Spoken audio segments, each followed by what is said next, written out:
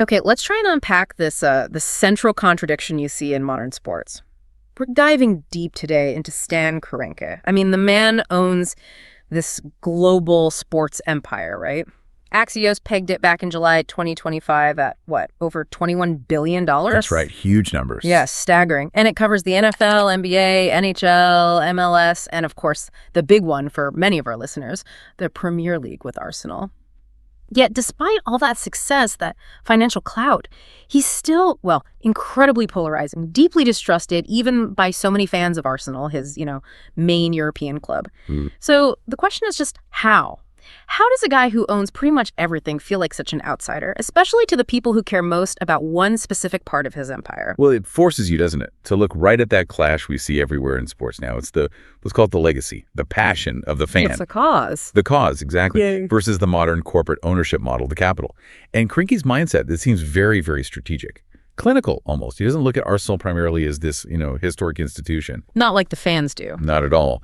The sources suggest he sees it as a well-positioned European asset. That phrase says a lot. It really does. And that's our mission for this deep dive then, to try and decode the thinking behind Silent Stan. Is Arsenal, for him, just another piece on the board to be optimized? Or is there actually something more there? Does he care about the legacy beyond just the numbers on a spreadsheet? Well, looking at the big picture, I think this ownership approach, it really explains that disconnect, that friction we see.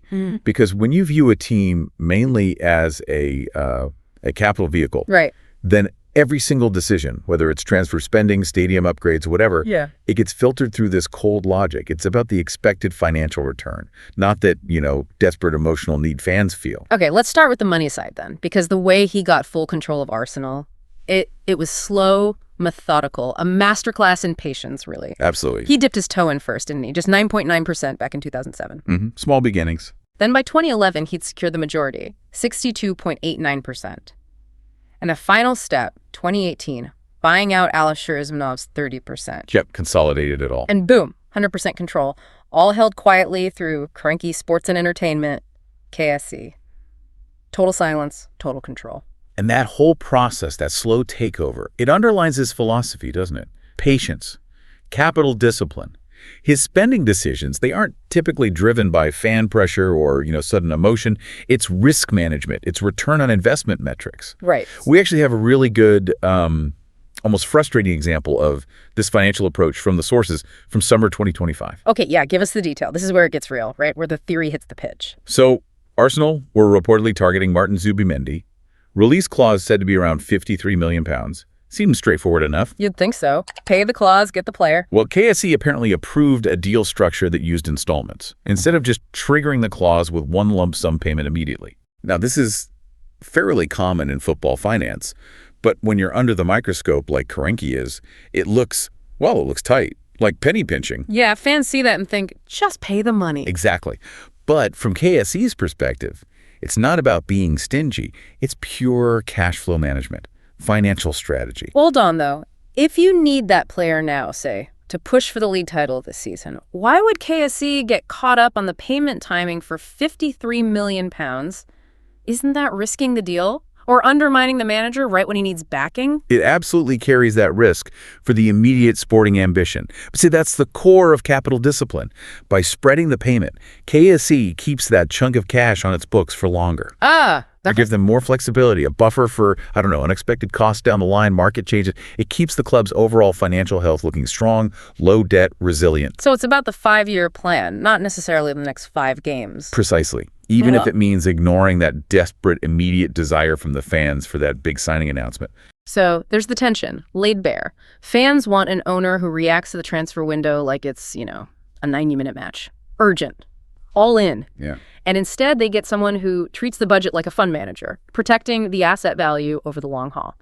In English football, that emotional currency, that passion, it still counts for so much.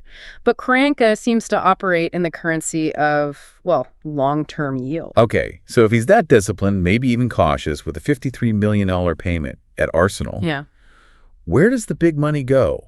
We really need to grasp that Kroenke wasn't just buying a football club in London. He was building this integrated global empire designed to leverage all his assets across different markets. Right, the U.S. portfolio. The Yeah. L.A. Rams in the NFL, Denver Nuggets in the NBA, Colorado Avalanche in the NHL. They're all under the KSE umbrella. Mm-hmm. And Arsenal fits in as that key international piece, the global brand leverage. But if capital discipline is the mantra, how do we square that with some of the huge infrastructure projects he undertakes stateside?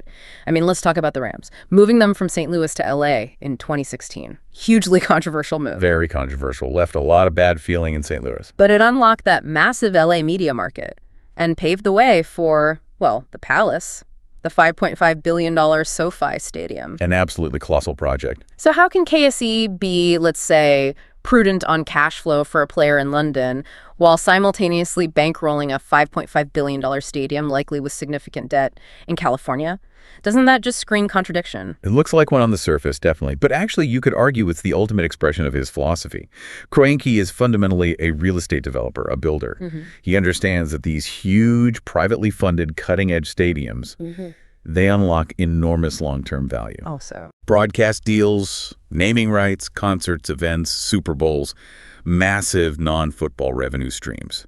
SoFi isn't just an investment in the Rams. It's an investment in the future value and reach of the entire KSE corporation. Right, and that's the contrast that just eats away at Arsenal fans, isn't it? They look over there, see this gleaming $5.5 billion stadium rising up. State of the art. And they ask that really pointed question. Why are they getting that kind of money poured into infrastructure while our training ground, maybe our stadium facilities, feel neglected? Yeah. It just feeds that narrative, doesn't it? That Arsenal isn't priority number one, KSE's overall expansion is. Exactly right. And that links directly into what Bloomberg was reporting on in 2025 about KSE's synergy model. Synergy, the corporate buzzword. It is. But it's key here. It's about making all these different assets work together. They're actively co-branding Arsenal and the Rams, pushing them together in places like India or even back in the U.S., using the Premier League's global appeal to help boost the NFL's profile internationally and vice versa. So Arsenal becomes, what, content? In part, yes. It's a content generator, a brand amplifier.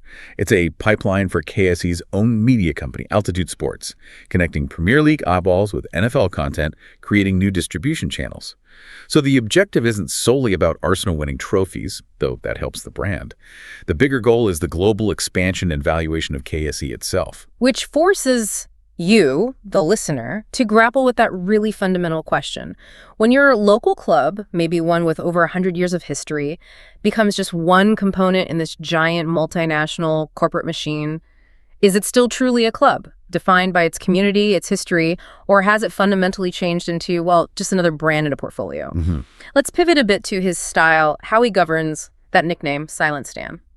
It's stuck for a reason, hasn't it? Oh, absolutely. His complete absence from press conferences, no public statements, you never see him pacing the touchline, feels very deliberate, a management strategy grounded in corporate control, not community outreach. Leaders League had an analysis in 2025 that really broke this down.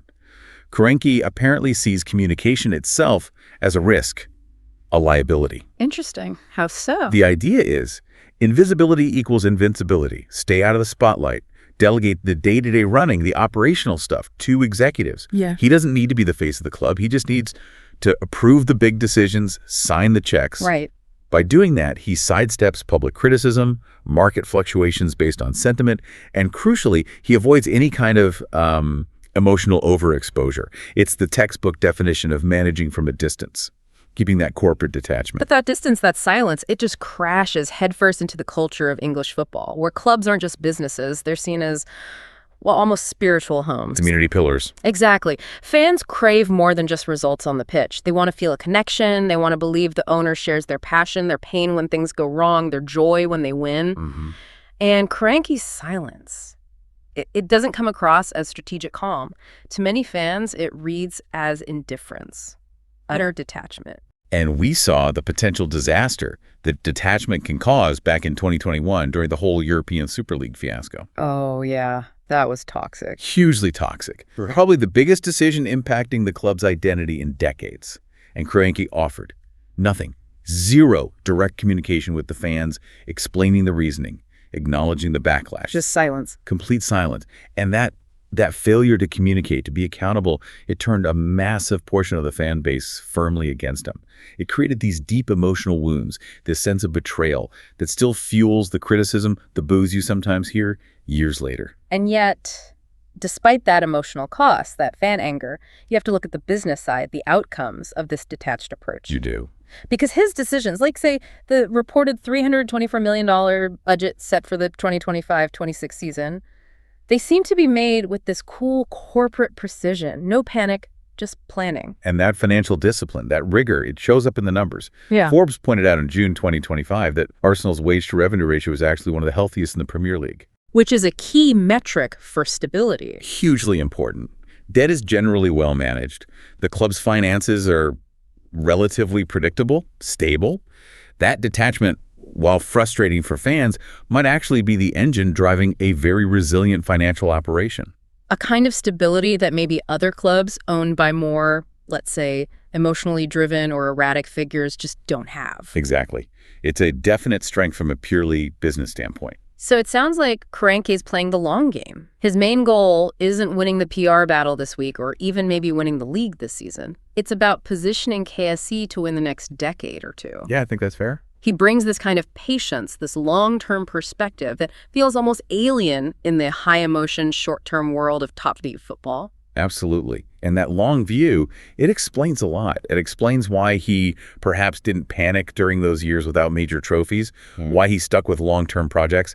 Think about the backing from Mikel Arteta, allowing that project time to build, even when fan pressure was immense, or the investment in the Hale End Academy system. These are long-term plays. Right.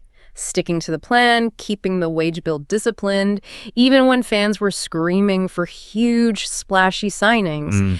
And you have to say, that consistency, combined with the relatively low debt and those synergies across his empire, it helped KSE, and by extension Arsenal, weather the storm of the 2020 pandemic far better than many rivals. True. There wasn't that sense of imminent financial collapse that you saw elsewhere. So maybe he's playing chess while everyone else is caught up in the week-to-week drama playing checkers. That's one way to look at it. So the analysis kind of nets out here.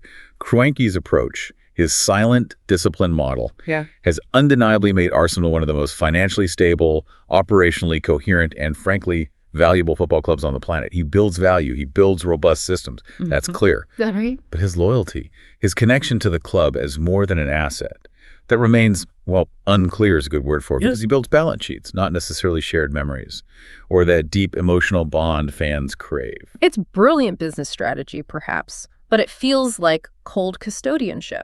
Yeah, it does. Stan Kroenke really forces us all to think about what happens when your beloved local team becomes part of a global corporation focused primarily on growth. He's a strategist. He's a builder, certainly. But he seems to see clubs not as these sacred community hubs, but as capital, assets waiting to be optimized for maximum return. And his model works financially, at least, precisely because he doesn't seem to flinch. He doesn't let crises or fan protests or emotional outbursts dictate his long-term strategy. That resilience, that efficiency, it's a massive advantage in the business world. But it comes at a cost. A very real, very high emotional cost for the people who live and breathe the club week in, week out. His system might be incredibly efficient, brilliant even, from a corporate perspective. But it kind of forgets the heart of it all, doesn't it? Why people fall in love with these teams in the first place. It often feels that way. So we'll leave you, the listener, with this final thought to chew on. What do you actually believe a modern football owner should be? Should they be that visionary investor, focused purely on building financial strength and long-term stability, even if it feels distant? Or the silent architect governing efficiently from afar? Or does ownership demand something more? Someone who understands the club is more than an asset, that it's a spiritual institution. Someone who, metaphorically at least, stands in the rain with the fans, sharing the wins and losses?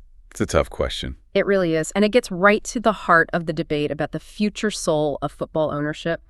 What matters most? The balance sheet or the shared heartbeat of the club?